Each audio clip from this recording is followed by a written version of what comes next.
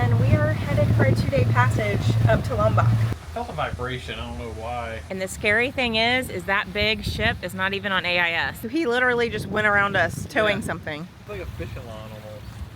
Great. Let's get caught up on your fishing line. There were 5 boats in the month of May that have sank in French Polynesia, hitting unidentified objects. And I just wanted to show you some things that we have in place that we mitigate our risks. And in our ditch bag, we've got... So here we go again. We've got 3 boats here, and they've got long lines extending from about right here all the way across.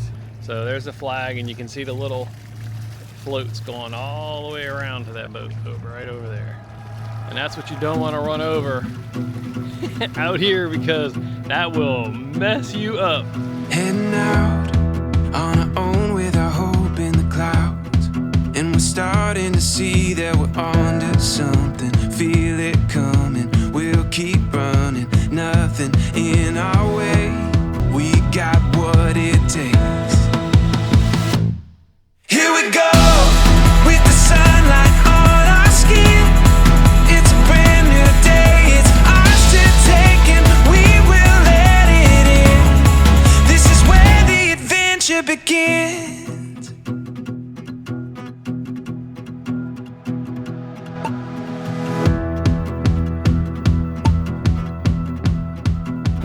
Just like that, we are back on the boat, and we are headed for a 2-day passage up to Lombok.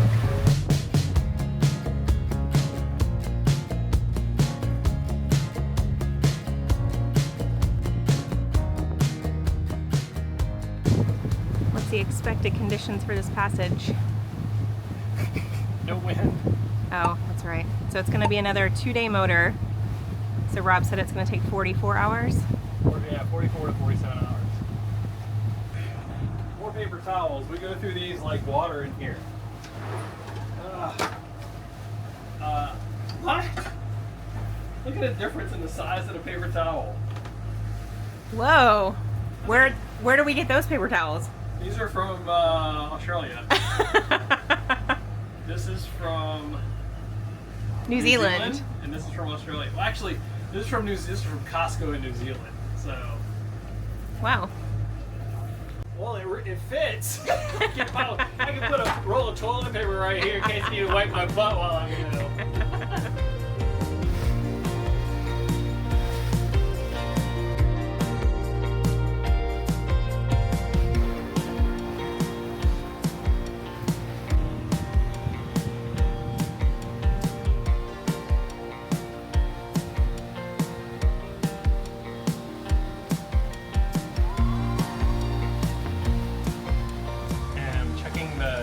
felt a vibration. I don't know why, but it just felt just a little more vibration than usual. So I'm going to check to see if there's something wrapped around the prop, because Indonesia has got a lot of stuff in the water, and so I just want to check, make sure we're all right. Because we're motor sailing. So that's where this looky-loo, this is a cheap looky-loo, but it has come in so handy.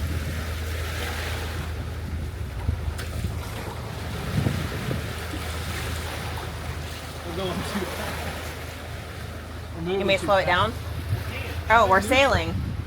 We're sailing, so You're going too fast. You can't slow it down. can't slow it down. How fast are we going? We're doing like 3 knots, What? 3.5, 4 knots, something like that. Yes, you can also stick a GoPro, but then you have to hook it up to your computer, and this is just easier.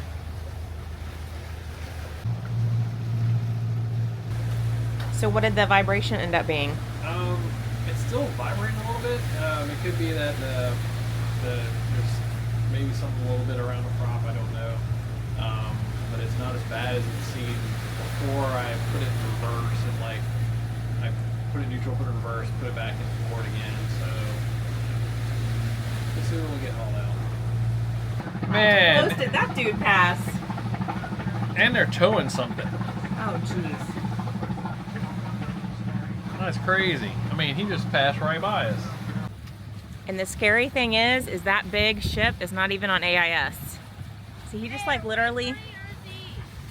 What? Are we turning this way or is he? He's turned in front of us.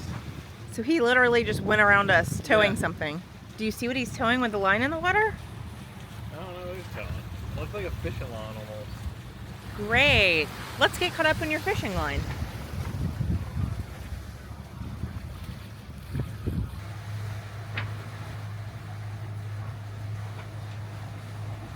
It is our first night. It's a little after midnight on my night shift. Pretty uneventful other than having cargo ships out here. But I am looking for fads. We are sailing 10 miles off the coast because we're told between 10 and 12 miles there's no more fads. Rob didn't see any during the day. But I just want to tell you one thing I'm looking for at night. I'm turning this big red light off so I can see. Thank goodness we still have almost a full moon. The flag over there scared me to death. We almost have a full moon, but I'm looking out in front of me for flocks of birds because these fads attract a lot of birds, and all the fads we saw previously always had tons of birds. So that's one thing I'm trying to keep. I don't have headphones in. Even when I'm on night shift, I only put one earbud in one ear just so I can hear, because you hear all kind of things on a boat, and I think it's just essential that you have to have that. So I listen out for the birds, and I'm looking out for the birds, but so far none. Praying in 44 nautical miles we don't see any fads. But it's gonna be a slog. We were told Indonesia, all you're gonna do is motor, and so far that's been true. Going a whopping, Rob only likes to run the engines like 1800 RPM, so we're going less than 4 knots. And I'm just watching out for this boat right here. He's got a TCPA of, so his CPA is gonna be 5 nautical miles from us, so nothing I have to worry, but I'm just gonna keep an eye on him and make sure that that's at least, because that last cargo ship was, well, he wasn't even on AIS, but it was definitely less than a quarter of a mile that he came. One of my favorite things that we've done on this passage was we had the chance to meet Ben and Ashley from Sailing the Hoa while we were in French Polynesia. I got to spend about 2 hours on their boat talking to them. The nicest, sweetest, most knowledgeable people I have ever met in the sailing community. Wealth of information. But Ben just put out a video yesterday, I watched it last night while on night passage, about there were 5 boats in the month of May that have sank in French Polynesia, and why all of a sudden this sudden uptake in vessels hitting unidentified objects, whether it be a whale, which we've had 2 friends' boats that have hit whales, hitting a floating log or cargo container in an unidentified vessel, a fishing fad like we're here in Indonesia, and they were all catamarans too. So I don't think any of them fully sank, but you just go back and watch that video. It talks about the lack of protection for your sail drives, but water ingress is your potentially biggest risk of losing your vessel when you hit something that's unidentified. And I just wanted to show you, yes, accidents can definitely happen, but when we are on passage, some things that we have in place that we mitigate our risks is we bought this industrial trash water pump with a 2-inch discharge hose, because water ingress is one of the biggest threats to losing your vessel. So if you can, when any lifeguard or any sort of emergency vessel comes up alongside, the first thing they do is throw a trash pump and they try to get all the water off the boat. So we have that set up on passage. We have our life vests out on passage so we can grab those in case we are to hit anything, any unidentified objects. And then in this seat right here, we've got our huge ditch bag, and in our ditch bag we've got, I actually have 7 days of food and calories. It's those block things. We also have water. We also carry 2 5-gallon water bottles. Normally they're back here. I think we moved them though. They're in the front cockpit, full of water so that we can throw into our life raft if we need, because water, you're gonna die if you don't have water in 3 days. We also have a solar still so that we can make water if we're in that life raft, along with medications, sunscreen, sun shirts, sunglasses, fishing equipment, any of the recommended things they have listed. I have it all in that ditch bag. So just wanted to show you some of the things that we have on board. We also have, if someone goes overboard, this John buoy throwable that, along with other throwables that we have, all our life vests have the PLB and AIS in it. So if anyone goes overboard, it's not only gonna alert the GPS, but it's also gonna alert all the boats in the area of a man overboard. So of course we have our yacht beeper. So trying to take all the precautions. I don't know if we ever went over all of those to show you what we have, but being prepared is definitely essential, but you can, as we've learned, you just have to expect the unexpected, and you can't unexpected. Whatever you think is not going to happen is probably going to happen to you. All right, so last week this hatch got broken, and we're gonna have to fix it today because we can't get a part until we get to South Africa. So I've got super glue to glue it. I've gone ahead and sanded the edges to give it a rough, because it was like glass, so it was like broken like glass. So I've sanded this down to give it rough edges so the glue will dry, it will attach to it. I'm gonna go ahead and open that up, and then we're gonna go ahead and glue this up. And what is it? What glue are you using?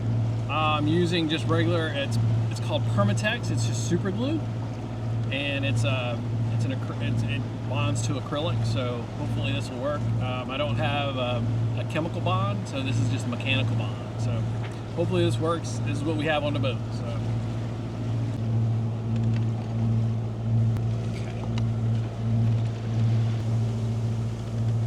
Did you already clean the edges with alcohol? Yes, I did.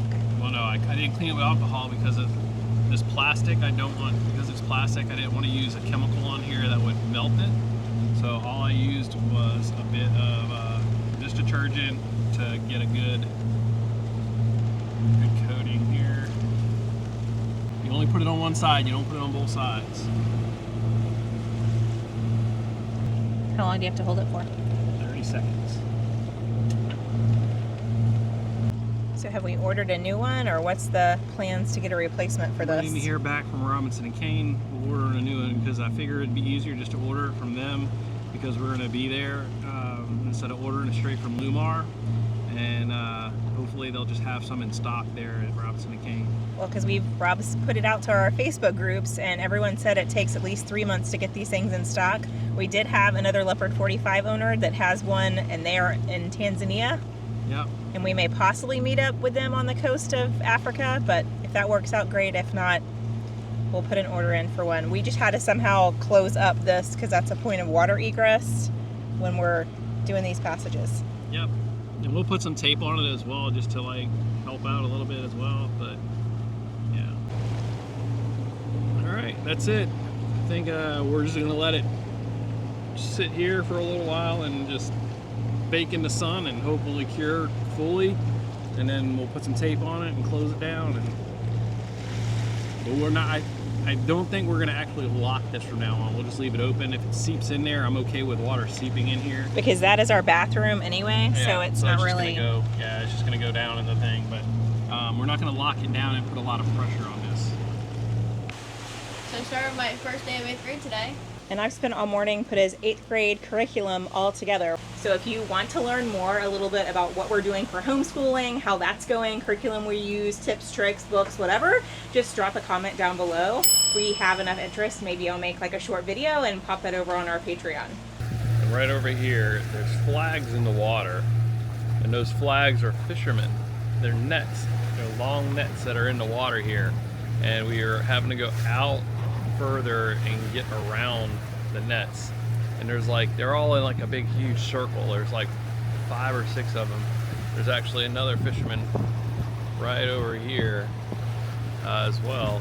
So I don't know if there are going to be any more a little further up, but we just got to keep an eye on them. They don't show up on AIS, and so we got to be up here actually vigilant and looking. Can't just be hanging out just eyes, in a book or something like that. You got to be scanning this horizon for these little boats and these flags in the water. All right. Good morning. Well, this is our last little passage until we get over to Medina Bay to haul out. It's a good morning so far. The winds are right kind of on our nose. It's about 4 knots, and then we're doing about 5 knots in the water. So yeah, not too bad. Just motoring along, just trying to get there. We should get there probably around 10, 11 o'clock, and hopefully maybe get hauled out today. I don't think they'll haul us today, but maybe tomorrow. We're scheduled for the 15th, but I'd like to get in there a little early if I possibly can. But other than that, everybody else is still sleeping, and the sun has come up and it's getting hot up here, so I'm gonna put a towel up behind me so I don't get sunburned, and just enjoy this day. It's a little hazy out. I think maybe from the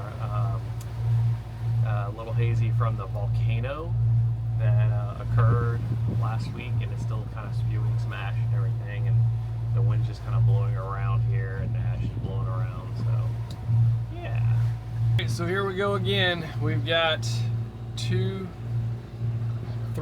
boats here that are lined up across, like shores here, and they're lined up all the way across, and they've got long lines extending from about right here all the way across back over, way back over here. So I'm having, instead of being able to go straight towards where I want to go, I'm having to go all the way here, actually closer to a lot closer to shore than I really want to be, in order to get around these nets. Yeah, you know, but it would really stink, like if you know, they were out here at night doing the same thing and somebody would run straight over their lines, because you're not going to see anything. You're not going to see these. It's a little bitty flag. That's it. And when we get closer to it, I'll show it to you.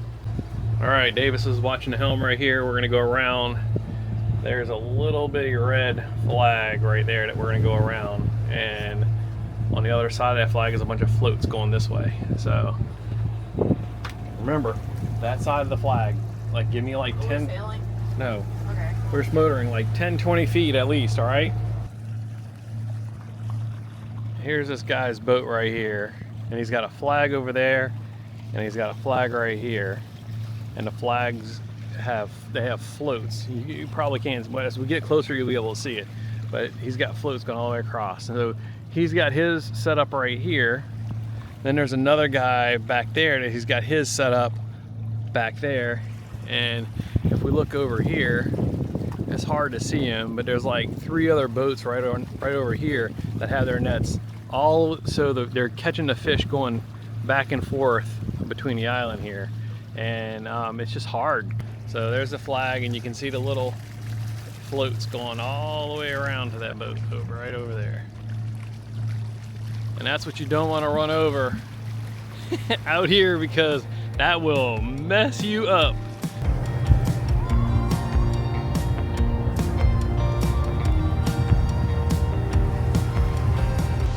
Are we going to be picking up a mooring? Yep. We'll grab a mooring, and then we'll go in and we'll discuss about getting hauled out. So no indications we can haul out early yet? Hopefully. Yeah, I haven't heard if they're going to haul us out early or not yet. Check out these fishermen. Yeah.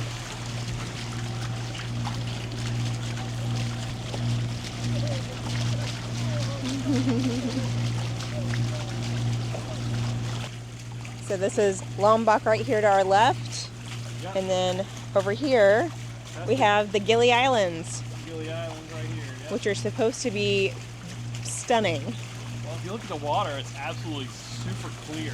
Yay! Look for at clear it. water. I mean, it is beautiful. But there is trash in the water here too, so it's just kind of concerning. But There's not as much trash as I thought there was. I mean, on the beaches there were, but I thought there'd be. we passed some yesterday, and even today we passed, like, I passed like sacks of like a sack, like a big sack just floating by. I was like, what? Like, you know. And in the distance you see Bali. Yep. And right here it looks like the Bahamas, like the shoreline right here. What, the Bahamas with mountains? No, this just right here is the bottom, like the bottom part, and then this part of the Gili Island right here reminds me of the Bahamas. All right, we have made it to Medina Bay. Davis is getting ready to jump on the dinghy. We're gonna go to shore, get checked in, and figure out our haul out situation. Pray they can do it early. That would be such a huge blessing. Otherwise, we're gonna go hang out over here at the beautiful Gili Islands, which, I mean, would not be a hard thing.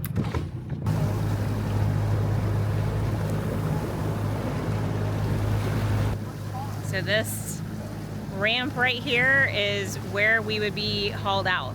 The same way we were in New Zealand? The same way we were in New Zealand. But catamarans can't get further than these front areas. We'd have to, that's why we have such limited time here. We secured the dinghy and made our way up to find the Medina Bay Marina staff to discuss plans for our haul out. The owner, Peter, met us and showed us where we'd be placed and walked us through his plans to safely haul Paradise Falls out of the water. first meal. Yeah, this is the first meal we've had in Indonesia. How's your fries? Good. You made a face like they were phenomenal. Is that a yes or no? How's the ketchup?